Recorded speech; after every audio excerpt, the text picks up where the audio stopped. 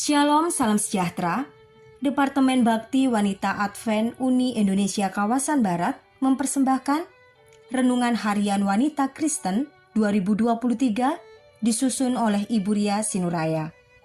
Minggu 7 Mei dengan judul Di Dalam Kristus Janji Allah Digenapi.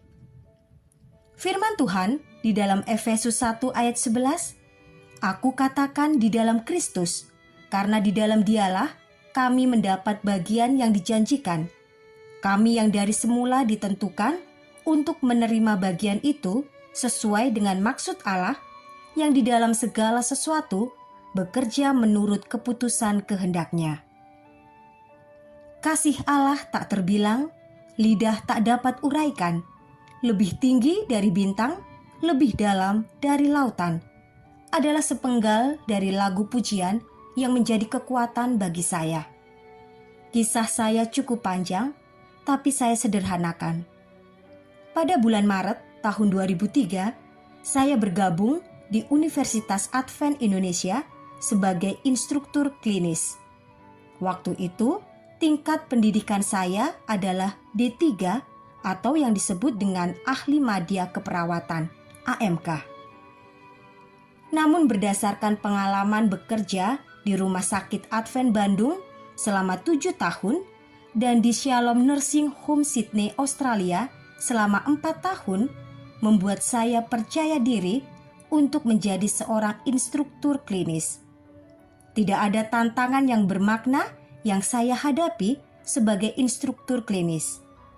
Pada bulan Desember 2006, saya menyelesaikan S1 dengan pertolongan dari Universitas Advent Indonesia. Pada tahun 2007, Pendidikan Tinggi Dikti mengeluarkan surat yang menyatakan bahwa dosen perguruan tinggi minimal harus tamatan S2. Ada kesempatan untuk saya melanjutkan studi saya di Loma Linda University School of Nursing USA.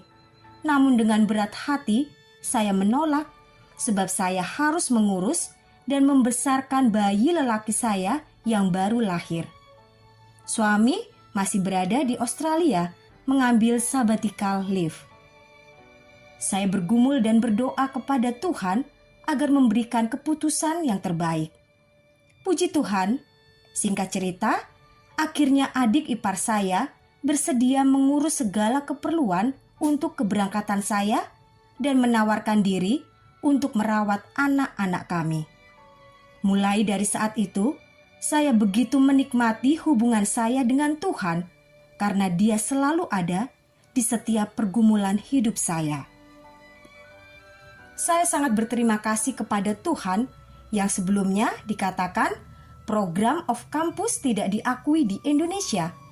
Namun dengan pertolongan Tuhan, ijazah saya dari program ini sudah disetarakan oleh Dikti sehingga saya dapat mengajukan jabatan akademik dosen.